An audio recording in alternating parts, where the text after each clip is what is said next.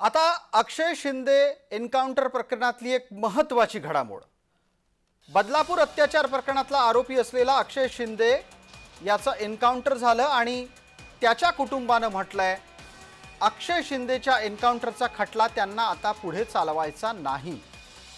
अक्षय शिंदेच्या encounter प्रकरणामध्ये police दोषी होते, चकमक बनावट होती असं म्हटलं गेल्याच्या नंतर ही नवी भूमिका समोर आली आहे आणि या प्रकरणात उद्या उच्च न्यायालयामध्ये सुनावणी। आमचे सहकारी प्रतिनिधी किशोर पगारे जोडले गेलेत। किशोर, थोड्याच दिवसांपूर्वी आपल्याला आठवत असेल अक्षय शिंदेच्या वडिलांना धमक्या येत असल्याची गोष्ट वकील कतार नवरे यांनी न्यायालयात मांडली होती। त्याचा आणि आता कुटुंबाने घेतलेल्या भूमिकेचा परस्पर संबंध आहे का? तसा ज्या पद्धतीने ही जी घटना घडलेली आहे त्यामध्ये जे ते कुटुंब आहे ते सफर झालेलं आहे। कारण की अक्षय शिंदेला एन्काउंटर झाला, त्यानंतर त्याने ही जी अमानुष घटना केली होती, त्यानंतर बदलापूरमध्ये एक मोठा उठाव झाला होता।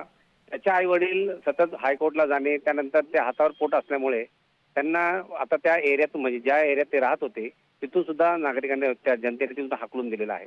त्यामुळे ते मधल्या काळात अशी माहिती आहे की ते कल्याणच्या स्टेशनवर, ब्रिजवर वगैरे राहायचे, त्यामुळे काहीतरी भंगार वगैरे वेचून ते हे करायचे। आणि अशा परिस्थितीमध्ये हायकोर्ट, त्यानंतर कोर्ट कचेरीच्या हे सगळ्या मॅटर मधून जात असताना त्यांना कुठेतरी त्यांचा तो खर्चही परवडत नव्हता आणि ही धावपळी त्यांच्या वयोमानानुसार होत नव्हती आणि त्यात मुलगा गेलाय, त्यामुळे त्यांच्यावर एक वेगळ्या प्रकारचं एक बर्डन आलेलं, ज्याला आपण म्हणू की एक मनस्ताप त्यांना झालेला आहे। मला एक प्रश्न इथे असा उपस्थित करायचा आहे किशोर, जी तमाम मंडळी अक्षय शिंदेची चकमक बनावट आहे हे ऐकल्यानंतर समोर आली होती, ती मंडळी याच अक्षय शिंदेच्या आईवडिलांच्या हालाखीच्या दिवसांमध्ये कुठे आहेत? ज्या पद्धतीने जो उठाव झाला होता, जे लोक त्यांच्या पाठी आले होते, अक्षय शिंदेच्या फाशीची मागणी करत होते, त्या लोकांनी त्यामध्ये एक मोठं राजकारण झालं होतं।